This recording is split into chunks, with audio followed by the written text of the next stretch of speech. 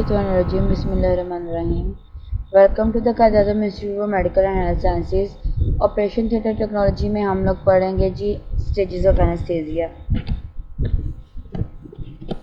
तो देखिए जी, the administration of anaesthesia involve various stages each design to achieve specific goal while ensuring the patient safety and comfort during a surgical or medical procedure. उन्होंने बोला है कि जो anaesthesia को हम लोग एडमिनिस्ट्रेशन देते हैं ना, उसमें डिफरेंट स्टेजेस इन्वॉल्व होती हैं जो कि डिफरेंट गोल्स को अचीव करने के लिए डिज़ाइन की जाती हैं, जिसमें पेशेंट की सेफ्टी और कंफर्ट जो है ना पूरे मेडिकल और सर्जिकल प्रोसीजर के दौरान जो है ना वो इंश्योर किया जाता है।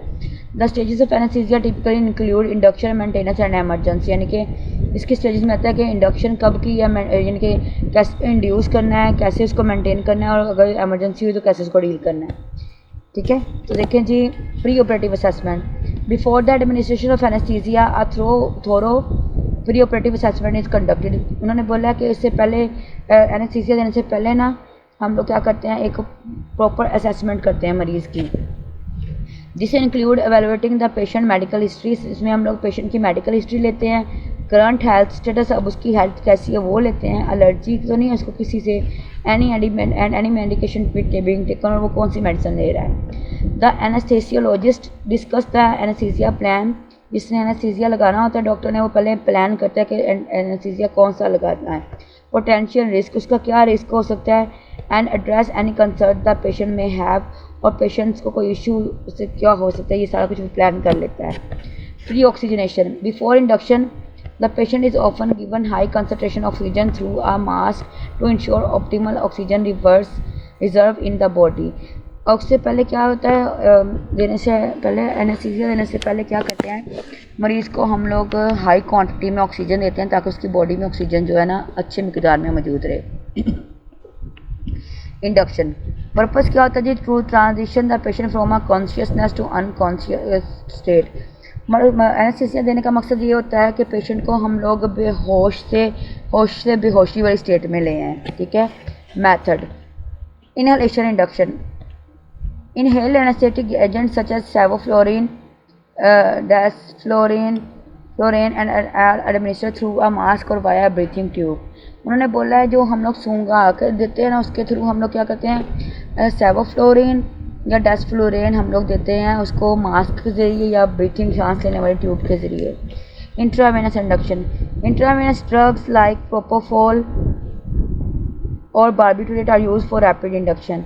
हम लोग इंट्रावेनस प्रोपोफोल और बारबिटूरेट लगाते हैं ताकि रैपिडली इंड्यूस हो सके उसका असर। Maintenance purpose.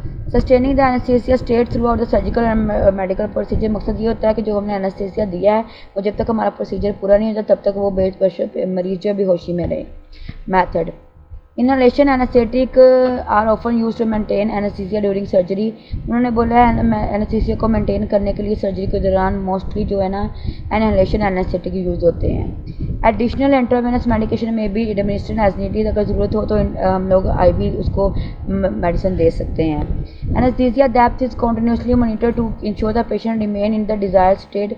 एनेस्थीसिया की गहराई को हम लोग मॉनिटर करते रहते हैं देखने के लिए कि पेशेंट जो है ना वो हमें जिस स्टेट में चाहिए उस स्टेट में जो है मौजूद है। Monitoring. Throughout the procedure the patient vital sign including heart rate, blood pressure, oxygen saturation and tidal carbon dioxide level are closely monitor. यानी कि कार्बन डाइऑक्साइड लेवल कितना वो एक्सेल कर रहा है, हार्ट रेट, ब्लड प्रेशर, सारा कुछ का मेजर किया जाता है। Depth of anaesthesia is assessed using clinical sign, patient response and monitoring device. उन्होंने बोला है एनेस्थीसिया का जो है वो हम लोग कैसे करते हैं, उसके पेशेंट के साइन, पेशेंट कैसे रिस्पॉन्स कर रहा है, और जो मॉनिटरिंग डिवाइसेस होती है उस पर मेजर किया जा सकता है। Analgesia and muscle relaxation. Analgesic medication are administrated to manage pain during surgery. Analgesia उन्होंने बोला है कि पेन सर्जरी के दौरान जो होती है उसको मैनेज करने के लिए लगाया जाता है। मसल रिलैक्सेंट में भी use to achieve muscle relaxation. Muscle relaxation के लिए हम लोग मसल रिलैक्सेंट लगाते हैं। Facilitating surgical access and minimising patient movement, जिसके वजह से पेशेंट जो है ना मूवमेंट नहीं करता। Emergence purpose. To transition the patient from the unconsciousness to the conscious state as a surgical procedure conclude. जैसे सर्जिकल प्रोसीजर खत्म हो जाएगा, पेशेंट को बेहोशी से होश में लाने के लिए हम यूज़ किए, मकसद होता है हमारा ये। इसके लिए कौन से मेथड यूज़ किए जाते हैं? इनहेलेशन एजेंट्स आर डिसकंटिन्यूड, यानी कि जो हम लोग इनहेल कर दे रहे होते हैं उसको एजेंट्स उसको हम लोग ख़त्म कर देते हैं। And reversal agents may be administrate to expedite the awakening process, और जो एट्रोपिन वगैरह पढ़ा था हम लोगों ने जिसको जगाने के लिए यूज़ किए जाते हैं वो भी हम लोग आते हैं। The patient is monitored closely as anaesthesia is reduce to ensure a smooth transition. उन्होंने बोला है जैसे ही एनेस्थीसिया रिड्यूस हो जाए तो हमने पेशेंट को क्लोजली मॉनिटर करना है।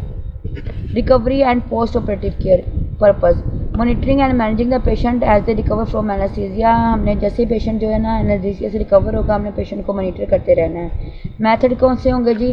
The patient is transfer to the recovery area where vital sign and consciousness are closely monitored. Patient को हम लोगों ने रिकवरी एरिया में ट्रांसफ़र कर देना है, पेशेंट के साइन और उसको कितनी उसकी बेहोशी जो ख़त्म हो गई है होश आ गई है वो हमने मॉनिटर करते रहना है। पेन मैनेजमेंट एंड एंटीएमेटिक मेडिकेशन में भी प्रोवाइडेड, उसको पेन किलर देना है और उल्टी के लिए जो इंजेक्शन है वो देना है हम लोगों ने। The patient is assessed for any complication और साइड इफेक्ट, पेशेंट को हमने देखते रहना है कि उसको कोई साइड इफेक्ट तो नहीं है, कोई कॉम्प्लिकेशन तो नहीं हुआ। Postoperative follow up, the anaesthesiologist or anaesthesia care team continue to monitor the patient recovery. जब तक पेशेंट मुकम्मल रिकवर नहीं कर लेता ना डॉक्टर और एनेस्थीसिया केयर टीम जो है ना उसको देखती रहती है, मॉनिटर करती रहती है। Addressing any post operative issue और कंसर्न, ये भी देखती रहती है कि कोई पोस्ट ऑपरेटिव कोई इशू तो नहीं हुआ। Patient hand over, a thorough handover the patient condition is communicated between the anesthesia provider and the health care professional as the patient transition to post operative care। उन्होंने बोला है कि patient को जब हम हैंड ओवर कर देते हैं तो एक हेल्थ एनेस्थीसिया प्रोवाइडर और जो हेल्थ केयर प्रोफेशनल होता है जिसको हमने पेशेंट को हैंड ओवर किया है उसके दरमियान फिर कम्युनिकेशन होता है कि पेशेंट की पोस्ट ऑपरेटिव केयर कैसे हम लोगों ने जो है आपने करनी है। ठीक हो गया जी, थैंक यू सो मच।